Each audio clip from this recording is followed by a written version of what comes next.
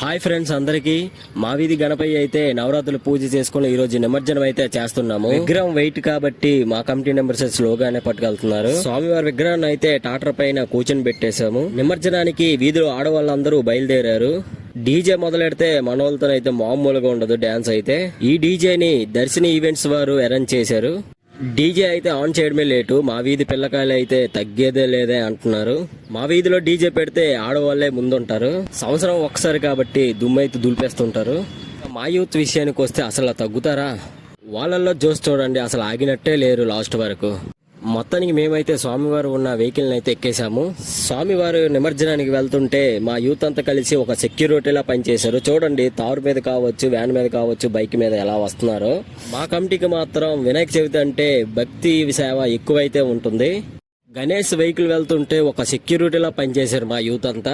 స్వామివారి ఊరేగింపులు అయితే ఎక్కడ కూడా చిన్న తగువు గానీ ఏమీ అవ్వలేదు, అంతా బాగానే జరిగింది. అట్టుకోట రోడ్డుకి అనపడానికి వెళ్తే అక్కడ చాలా రష్ గా ఉంది. ఎంసీసీ గ్రూప్ వాళ్ళు అయితే వాళ్ళ బొమ్మను అయితే నిమజ్జనం చేస్తున్నారు. చాలా చక్కగా చేశారు వాళ్ళ నిమజ్జనం. అయితే మా గణేశుడు అయితే రెడీగా ఉన్నారు నిమజ్జనానికి. మా కమిటీ మెంబర్స్ అంతా కలిసి బొమ్మ అయితే కిందకి దిస్తున్నారు. అలాగే ఎంసీసీ గ్రూప్ వాళ్ళకి కూడా స్పెషల్ థ్యాంక్స్ అండి, అలా మాకు సాయం చేసిన. మా గణేశుడి నిమజ్జనం కూడా చాలా చక్కగా జరిగింది.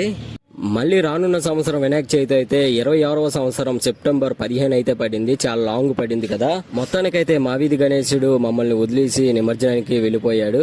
ఓకే ఫ్రెండ్స్, మళ్ళీ నెక్స్ట్ వీడియోలో మళ్ళీ కలుద్దాం. ఫాలో అవ్వండి.